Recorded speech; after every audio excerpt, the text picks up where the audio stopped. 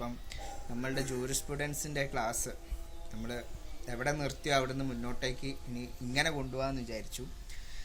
Zoom app വഴിയായിരുന്നു നമ്മൾ ആദ്യം ഡിസൈഡ് ചെയ്തിരുന്നത്. പക്ഷേ അതിൻ്റെ ഒരുപാട് പ്രശ്നങ്ങളുണ്ട്. ഒന്ന് എന്താ വെച്ചാൽ നെറ്റ്വർക്ക് വേണം.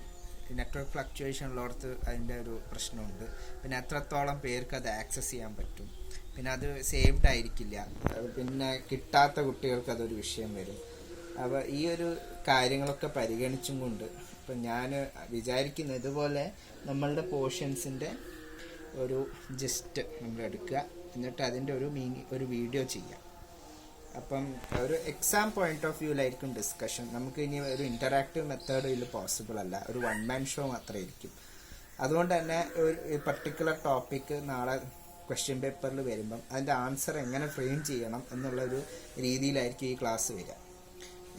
എന്നിട്ട് പിന്നെ നിങ്ങൾ ഫർദർ ഇതിൻ്റെ ബുക്കും കാര്യങ്ങളും വായിക്കുക. എന്തെങ്കിലും സംശയം ഉണ്ടെങ്കിൽ പിന്നെ എനിക്ക് പേഴ്സണലി അയക്കാം. ഓക്കെ, സോ നമ്മൾ നിർത്തിയത് സോഴ്സസ് ഓഫ് ലോയിൽ നമ്മൾ 2 എണ്ണം ഡിസ്കസ് ചെയ്തു. ലെജിസ്ലേഷനും ഡിസ്കസ് ചെയ്തു, പ്രീസിഡൻറ്റും ഡിസ്കസ് ചെയ്തു. മൂന്നാമത്തെ സോഴ്സാണ് കസ്റ്റം. കസ്റ്റം എന്ന് നമുക്ക് ഫസ്റ്റ് ഓഫ് ഓൾ കേൾക്കുമ്പോൾ തന്നെ എല്ലാവർക്കും പെട്ടെന്ന് മനസ്സിൽ വരുന്ന ഒരു കാര്യമുണ്ട്, ആചാരങ്ങൾ.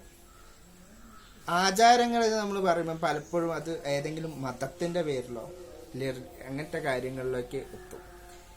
എന്നാൽ ഒരു ഇൻ്റർനാഷണൽ സ്ഫിയറിൽ നോക്കുമ്പം ഒരു മതത്തോട് മാത്രം ചേർന്ന് പോകുന്ന ഒരു കാര്യമല്ല കസ്റ്റം. കസ്റ്റം അല്ലെങ്കിൽ യൂസേജ്. ഇപ്പം അതിൻ്റെ ഒരു പ്രോമിനൻ്റ് എക്സാമ്പിളാണ് ഇൻ്റർനാഷണൽ കോൺട്രാക്റ്റ്. 2 രാജ്യങ്ങൾ തമ്മിലുള്ള കോൺട്രാക്റ്റ് എടുത്തു കഴിഞ്ഞാൽ പലപ്പോഴും പണ്ട് അതൊരു അൺറിട്ടൺ ഫോമിൽ ആയിരുന്നു. അപ്പം എന്തൊക്കെയായിരുന്നു അന്നേരം ചെയ്തുകൊണ്ടിരുന്നത്, ആ ഒരു റൂൾസ് ഓഫ് യൂസേജ് അതാണ് പിൻകാലത്ത് നമ്മളത് കോഡിഫൈഡ് രൂപത്തിലോട്ടേക്ക് കൊണ്ടുവന്നത്. സോ കസ്റ്റം എന്ന് നമ്മൾ പറയുമ്പോൾ it is not merely limited to religion. നമ്മളത് എടുത്താൽ തന്നെ ഫസ്റ്റ് പോയിന്റ് ഇതിൽ എഴുതിയിരിക്കുന്നത് anterior to kings and courts എന്നുള്ളതാണ്.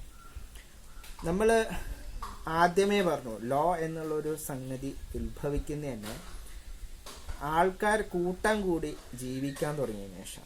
നമ്മൾ ഒരാൾ ഒറ്റയ്ക്ക് ഒരു ഐലൻഡിൽ ജീവിക്കുമ്പോൾ അയാളുടെ ഇഷ്ടത്തിനാണ് എല്ലാ കാര്യങ്ങളും ചെയ്തുകൊണ്ടിരിക്കുന്നത്. അവിടെ രണ്ടാമതൊരാൾ വന്നു കഴിഞ്ഞാൽ 2 പേർക്കും എന്തുണ്ട്, ഇൻഡിവിജ്വൽ ഇൻട്രസ്റ്റ് ഉണ്ട്. പലപ്പോഴും അത് ചേർന്ന് പോകുന്നതായിരിക്കാം, ചിലപ്പോൾ അത് കോൺഫ്ലിക്റ്റിംഗ് ഇൻട്രസ്റ്റ് ആയിരിക്കാം. 2 3 4 അങ്ങനെ അത് മൾട്ടിപ്ലൈ ചെയ്ത് അത് ഒരുപാടായി. ആൾക്കാരുടെ എണ്ണം കൂടുന്നതിനനുസരിച്ച് ഇൻഡിവിജ്വൽ ഇൻട്രസ്റ്റിൻ്റെ എണ്ണവും കൂടാൻ തുടങ്ങി. അങ്ങനെ കൂടുമ്പോൾ അതിൽ ഗണ്യമായ വർധനം എന്തിലും ഉണ്ട്, ഈ കോൺഫ്ലിക്റ്റിംഗ് ഇൻട്രസ്റ്റിലുണ്ട്. അപ്പം എന്താ, ഒരു ക്രമസമാധാനത്തിൻ്റെ ഒരു പ്രശ്നമുണ്ട്, ഒരു ഓർഡർലി സൊസൈറ്റിയുടെ ഒരു പ്രശ്നമുണ്ട്. ഇതിന് ഒരു മാറ്റം വരുത്താൻ, അല്ലെങ്കിൽ ഇതിനൊരു ബോർഡർ ലൈൻ, അല്ലെങ്കിൽ ഒരു ഇപ്പോഴത്തെ ഭാഷയിൽ പറഞ്ഞ ഒരു ലക്ഷ്മണ രേഖ വരയ്ക്കാനാണ് വാട്ട് ലോ അറ്റംപ്റ്റ്സ്. അതാണ് ഈ രാജ്യം ഉണ്ടാവുന്നതിന് മുന്നേ, രാജാവും പ്രജകളും എന്നുള്ളൊരു സിസ്റ്റം വരുന്നതിന് മുന്നേ തന്നെ നമ്മൾക്ക് എന്തുണ്ട്, കസ്റ്റം അല്ലെങ്കിൽ ഒരു നോംസ് അല്ലെങ്കിൽ ഒരു കൺവെൻഷൻ, ഒരു രീതിയുണ്ട്. അതിപ്പോൾ കാട്ടിലായാലും ശരി നാട്ടിലായാലും ശരി, എവിടെ മനുഷ്യന്മാർ ഒരു കൂട്ടത്തോടെ ജീവിക്കുന്നോ അവിടെയെല്ലാം ഒരു നോംസ് ഉണ്ട്. അറിഞ്ഞോ അറിയാതെയോ അത് വന്നു പോകുന്നതാണ്. അത് പിൻകാലത്ത് തുടർന്നു പോകുന്നുണ്ട്. രണ്ടാമത്തെ ആസ്പെക്ട് ഞാൻ പറഞ്ഞു, കമ്മ്യൂണിറ്റി. എപ്പോഴും ഒരുമിച്ച് കൂടുന്നത് സൊസൈറ്റി, കമ്മ്യൂണിറ്റി, അവിടെ മാത്രമേ ഈ ലോ എന്നൊരു സംഗതിയുടെ ഒരു പ്രസക്തി തന്നെയുള്ളൂ. അതാണ് ഈ കമ്മ്യൂണിറ്റി എന്ന് പറഞ്ഞാൽ എന്താ, ഒരുപാട് ചെറിയ ചെറിയ ഗ്രൂപ്പ്സ് കൂടുന്നതാണ് കമ്മ്യൂണിറ്റി. പിന്നെ അത് സൊസൈറ്റി, സ്റ്റേറ്റ് എന്നിങ്ങനെ വിപുലീകരിച്ച് വരികയാണ്. ഈ ഗ്രൂപ്പ്സിൽ എന്താണ്, ഡൈവേർജന്റ് ഡിസയേഴ്സ് ഉണ്ട്. ഞാൻ പറഞ്ഞ പോലെ ഓരോരുത്തർക്കും, ഓരോ വ്യക്തിക്കും അയാളതായ ഇൻട്രസ്റ്റുകളുണ്ട്.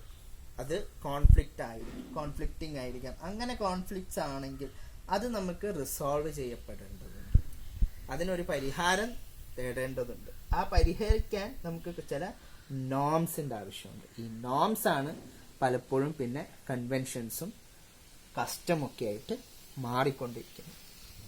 ഇനി പണ്ട് കാലം തൊട്ടേ അല്ലെ ഇപ്പോഴും നമുക്ക് ഈ ഒരു നോംസ്, ഈ റിസൊല്യൂഷൻ നോംസ് അല്ലെങ്കിൽ ഈ പ്രോബ്ലം സോൾവിങ് നോംസിന് നമുക്ക് കുറച്ച് ഡിറ്റർമിനൻസ് ഉണ്ട്. ഒന്നാമത്തെ കാര്യം tact and sense of merits. ഒരു പ്രത്യേക സാഹചര്യം നമ്മളെ മുന്നിൽ വരികയാണ്. അങ്ങനെയാണെങ്കിൽ അതിനെപ്പറ്റി തീരുമാനം എടുക്കുന്നതിൻ്റെ മുന്നേ നമുക്ക് എന്ത് വേണം? ആ ഒരു പർട്ടിക്കുലർ ഫാക്ട്സ്, അതിൽ ഉണ്ടായിരിക്കുന്ന ഓരോരോ കാര്യങ്ങൾ, അതിലുള്ള പാർട്ടീസ്, അത് ഉണ്ടായ കാരണങ്ങൾ, ഇതിനെയൊക്കെ പറ്റി വ്യക്തമായ ധാരണകളും പഠനവും വേണം. അതാണ് ഈ first point. 2, appreciation of strengths of parties. 2, of course conflicting desires between individuals ആയിരിക്കാം, ബിറ്റ്വീൻ ഗ്രൂപ്പ്സ് ആയിരിക്കാം. അന്നേരം എന്താ വെച്ചാൽ ഇവരുടെ എന്ത് നോക്കണം? സ്ട്രെങ്ത്സ് നോക്കണം. സ്ട്രെങ്ത് എന്നുള്ള എപ്പോഴും ഒരു ഫിസിക്കൽ സ്ട്രെങ്ത്, മുൻകാലത്ത് ഫിസിക്കൽ സ്ട്രെങ്ത് ആയിരുന്നു, സർവൈവൽ ഓഫ് ദ ഫിറ്റസ്റ്റ് എന്നുള്ളത്. ഈ ഒരു ഇന്നത്തെ ഒരു കാലഘട്ടത്തിൽ നമുക്കിപ്പോൾ ഒരു ടിപ്പിക്കൽ സിവിൽ കേസ് എടുത്ത് നോക്കിക്കഴിഞ്ഞാൽ, സിവിൽ കേസ് എപ്പോഴും അപ്രീസിയേഷൻ ഓഫ് എവിഡൻസിൽ നടക്കുന്ന ഒരു കാര്യമാണ്. നമ്മളൊരു ത്രാസ് എടുത്ത് ഇതൊരു പ്ലെയിൻറ്റിഫിൻ്റെയും ഇത് റെസ്പോണ്ടൻറ്റിൻ്റെയും ആണെങ്കിൽ ഏത് ത്രാസ് പൊങ്ങി കിടക്കുന്നോ അവർ ജയിക്കും. അങ്ങനെയാണോ? വെയിറ്റ് ഉള്ളതോ വെയിറ്റ് കുറഞ്ഞതോ പൊന്തി കിടക്കുക? ഏറ്റവും കൂടുതൽ വെയിറ്റേജ് എവിടെ ഉണ്ടോ അവർ ജയിക്കും. അപ്പം ആര് ജയിക്കും? താഴ്ന്നു കിടക്കുന്നവൻ ജയിക്കുമോ? ഈ ഒരു പ്രോബബിലിറ്റിയിലാണ് സിവിൽ കേസ് നടന്നുകൊണ്ടിരിക്കുക. ഈ സ്ട്രെങ്ത് എന്ന് പറയുന്നത് അപ്പം എന്താ? ഈ എവിഡൻസിന്റെ ഒരു ബേസിസ് ആണ്. എത്രത്തോളം ഡോക്യുമെന്റ്സ് അല്ലെ എത്രത്തോളം പാർട്ടീസിനെ ഓരോ പാർട്ടീസിന് കൊണ്ടുവരാൻ പറ്റും, അതിനനുസരിച്ച് ഈ ത്രാസ് മാറിക്കൊണ്ടിരിക്കും. അതിനനുസരിച്ച് നമുക്ക് അവരുടെ സ്ട്രെങ്ത് നോക്കാം. പിന്നെന്താണ്? ഇതുമേലൊരു തീരുമാനം വരും, ഒരു റൂള് വന്നു കഴിഞ്ഞാൽ അത് ഫോം ചെയ്യും, അത് പിന്നെ അങ്ങ് പ്രാക്ടീസ് ചെയ്യപ്പെടും, പിന്നെ അതെന്താണ്? ഒരു കൺവെൻഷനായി മാറും. മോഡേൺ സ്റ്റേറ്റ്സിൽ വന്നു കഴിഞ്ഞാൽ അങ്ങനെ ഇപ്പോഴത്തെ ഒരു സാഹചര്യത്തിൽ കസ്റ്റം ഉണ്ട്, കുറേ കസ്റ്റംസ് ഉണ്ട്. Unless you are questioning it before the court, അത് മുന്നോട്ട് പോയിക്കൊണ്ടിരിക്കും. പക്ഷെ ആ കസ്റ്റത്തിനൊരു ലീഗൽ വാലിഡിറ്റി എപ്പോഴാണ് വരുന്നത്? അതാത് കോടതികൾ അത് ശരിയാന്ന് നോക്കിയപ്പോൾ, അല്ലെങ്കിൽ ആ കസ്റ്റവുമായി ചേർന്ന് പോകുന്ന രീതിയിൽ ലെജിസ്ലേഷൻ ഉണ്ടാവുമ്പോൾ. ലെജിസ്ലേഷൻ ഫോർ എക്സാമ്പിൾ, നമ്മൾ എല്ലാവരുടെയും പേഴ്സണൽ ലോസ് എടുക്കുക, മാരേജ് ആക്ട് എടുത്ത് നോക്കുക, അതിലൊരു വാലിഡ് മാരേജിന്റെ എസെൻഷ്യൽ ഇൻഗ്രീഡിയൻസ് നോക്കുക. ഇതെല്ലാം കസ്റ്റവുമായി ബന്ധപ്പെട്ടിട്ടുള്ള കാര്യങ്ങളാണ്. എക്സെപ്ഷൻസ് പറയുന്നുണ്ട്, അതും കസ്റ്റവുമായി ബന്ധപ്പെട്ടിട്ടുള്ള കാര്യമാണ്. അപ്പോൾ ആ ഒരു പർട്ടിക്കുലർ ലെജിസ്ലേഷൻ ഇതിനെയൊക്കെ എന്ത് ചെയ്യുന്നുണ്ട്? ഇൻക്ലൂഡ് ചെയ്യുന്നുണ്ട്. സോ ദാറ്റ് ഇതിനെ ഒരു വാലിഡ് കസ്റ്റമായിട്ട്, ഈ വാലിഡ് ലോ ആയിട്ട് കാണാൻ വേണ്ടിയിട്ട്. ഇനി ഈ കസ്റ്റം എന്നുള്ള ഒരു സംഗതി പലപ്പോഴും ജസ്റ്റിസ് എന്നുള്ള ഒരു രീതിയിലോട്ടേക്ക് തന്നെ എത്തിക്കൊള്ളണമെന്നില്ല. ജസ്റ്റിസിന്റെ ഒരു നോഷൻ ആണ് കസ്റ്റം എന്നുള്ളത് നമുക്ക് കൺക്ലൂസീവ്ലി പറയാൻ പറ്റില്ല. ഈ കസ്റ്റം വരാൻ പല കാരണങ്ങളുണ്ടാവും. അതിലൊന്നാണ് നമ്മളെ എക്സ്പീരിയൻസി, പെട്ടെന്നുള്ള ഒരു ആവശ്യകത. നമ്മൾ സബോർഡിനേറ്റ് ലെജിസ്ലേഷൻ, ഡെലിഗേറ്റഡ് ലെജിസ്ലേഷൻ പഠിച്ചപ്പോഴും പറഞ്ഞു, ഒരു അത്യാസന്ന ഘട്ടം വരികയാണ്, അന്നേരം നമ്മൾ എന്ത് ചെയ്യുന്നു? ആ കാര്യങ്ങൾ മുന്നോട്ടേക്ക് പോകുന്നു. എപ്പം അതുപോലത്തെ സിമിലർ സിറ്റുവേഷൻസ് വരുമ്പോൾ പണ്ട് ഇങ്ങനെയാണ് ചെയ്തിരുന്നത്, so same we can continue എന്നുള്ള ഒരു രീതിയിൽ.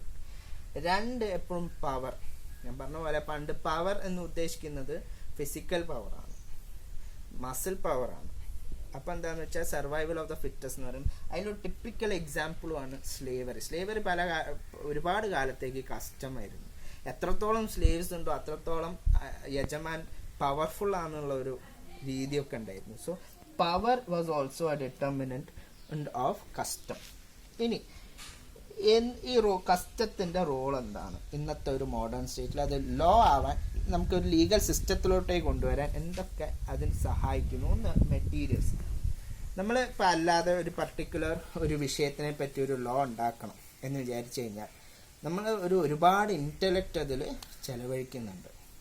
ഒന്ന്, അതുമായി ബന്ധപ്പെട്ട എല്ലാ ടെക്സ്റ്റ് എടുക്കണം, വേറെ ഏത് രാജ്യത്ത് അതിനെപ്പറ്റി പരാമർശിച്ചിട്ടുണ്ടെങ്കിൽ അതിനെപ്പറ്റി എടുക്കണം, അതുവരെയുള്ള ആ രാജ്യത്തുള്ള കോർട്ട് ഡെസിഷൻസ്, അങ്ങനെ ഒരുപാട് കാര്യങ്ങൾ, അതിൻ്റെ സോഷ്യോ ലീഗൽ ഇക്കണോമിക്കൽ ഇമ്പാക്ട് സ്റ്റഡിയും കാര്യങ്ങളൊക്കെ വെച്ചിട്ട് വേണം നമ്മൾ ഒരു കാര്യത്തിനെ പറ്റി തീരുമാനിക്കാൻ. പക്ഷേ അങ്ങനെ ഒരു കസ്റ്റം ഉണ്ടായിരുന്നു വിചാരിക്കുക, അങ്ങനെ ഒരു യൂസേജ് ആദ്യം തൊട്ടിട്ടുണ്ടെങ്കിൽ നമുക്ക് ഇത്രയും എഫേർട്ടിൻ്റെ എന്തില്ല, കാര്യമില്ല. സോ അതൊരു ഒന്നാമത്തെ. 2, സൈക്കോളജിക്കൽ എലിമെന്റ്. നമ്മളൊരു പാർലമെന്റ് എനാക്റ്റഡ് ലോയോ അല്ലെങ്കിൽ സ്റ്റേറ്റ് എനാക്റ്റഡ് ലോ അത് ഒരാളെ അതൊരു സൊസൈറ്റിയിലോ അതൊരു ഗ്രൂപ്പിനെയോ ഇമ്പോസ് ചെയ്യുന്നതിനേക്കാൾ എത്രയോ എഫക്റ്റീവാണ് ഒരു കസ്റ്റത്തിന്റെ ബാക്കിങ് ഉണ്ടെങ്കിൽ. പലപ്പോഴും അത് ഒരു സൈക്കോളജിക്കൽ ഫാക്ടറാണ്, പലപ്പോഴും അത് മതവുമായി ബന്ധപ്പെട്ടിട്ടുള്ള കാര്യമാണ്. ആ ഒരു കൊയേഴ്സീവ്നെസ് ഉണ്ടെങ്കിൽ നമുക്ക് പെട്ടെന്ന് നമ്മൾ അതിലോട്ട് അഡാപ്റ്റ് ചെയ്യാനുള്ള സാധ്യതകൾ കൂടുതലാണ്.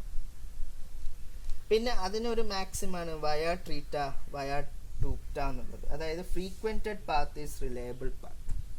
ഒരുപാട് കാലം നമ്മൾ ഫോളോ ചെയ്തുകൊണ്ടിരിക്കുന്ന കാര്യം ഇപ്പോഴും ശരിയാണ്, ആ ഒരു രീതിയിലോട്ടേക്ക് കൊണ്ടുവന്നത്. So basically custom is to society what law is to state. ഒരു പ്രത്യേക സമൂഹത്തിന് അവർക്ക് കസ്റ്റം എന്താണ്, ഒരു സ്റ്റേറ്റിനെ സംബന്ധിച്ചിടത്തോളം ലോ എന്താണോ അത് തന്നെയാണ് ഒരു സൊസൈറ്റിനെ സംബന്ധിച്ചിടത്തോളം കസ്റ്റം.